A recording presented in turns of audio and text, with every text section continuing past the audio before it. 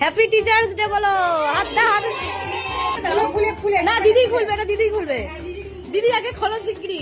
এই বৃহস্পতিবার আমার সোদপুর ব্যাচ থেকে পেলাম একটা দারুণ সারপ্রাইজ। একটা ছোট্ট ব্রেকের পর এই দুদিন হলো আমি ক্লাসে যেতে পারছি। ওরা যে আমার জন্য এত বড় একটা সারপ্রাইজ করে রাখবে আমি ভাবতেই পারিনি। টিচার্সদের দিন যেহেতু ওরা আমাকে পায়নি, তাই এক সপ্তাহ পর ওরা এই দিনটাকে পালন করলো।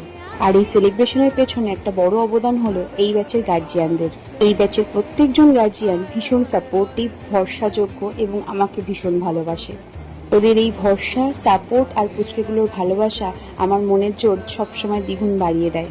নতুন করে কিছু করার ইচ্ছে আর লড়াই করার ইচ্ছে দুটোই আমি পাই এদের এই ভালোবাসা থেকে। এটাই আমার কাছে শক্তি।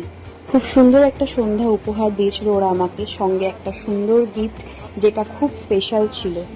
একটা ফটো ফ্রেম যেখানে ছিল বছর খানেকের স্মৃতি, আমার সব স্টুডেন্টদের এবং আমাকে নিয়ে করা একটা কোলাজ। তোমাদের সাথেও শেয়ার করলাম, জানিও কেমন হয়েছে উপহারটা।